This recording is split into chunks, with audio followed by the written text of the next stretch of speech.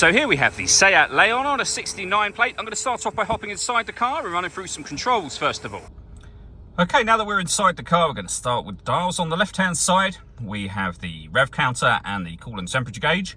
And on the right-hand side, the speedometer and fuel gauge.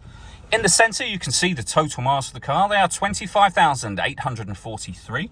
We have a digital readout for the speedometer available in that section as well. You can change that information for various bits of driving and trip computer info. There are other menus available to you as well. And all of those are accessed using the buttons just here on the right-hand side of the steering wheel. Over on the left-hand side, we have stereo controls and voice activation for your phone as well. You'll only be able to use the phone controls when you pair the phone up to the car, which is done over on the touchscreen in the center by hitting the phone icon and then following the instructions on screen from there. When it comes to music, we have, of course, got the radio. You can see that we've got DAB and FM radio available to you up there. We can come back out to home screen. This is where you listen to your own music in the car. So again, number of ways you can do that. And you can see those being displayed on screen now. And they include Bluetooth audio.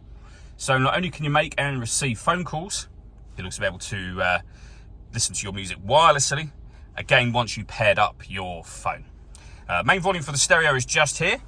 Below that, we have dual zone climate control. So you can adjust the passenger temperature, driver temperature as well, fan speed in the middle here, and the direction you'd like the air to be distributed in. The air conditioning is not on at the moment. That button will turn it on. Same button to turn it off again, or hit auto.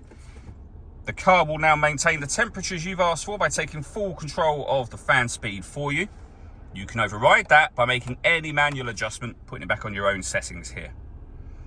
We can recirculate the air that's in the car. That's a great way of heating it up or cooling it down quickly depending on the temperatures that you set. Above that, we have our hazard warning lights. We can turn our parking sensors on and off. This button turns off the stop and start. This car is designed to cut out when it's stationary in traffic to save you fuel. That system is off when that light shows. You can also change the driving setup of the car. So you're able to put it into Eco, Normal for your everyday driving, Sport, and Individual. And under Individual, you can customize the settings shown on the screen there. We then have a 6-speed manual gearbox.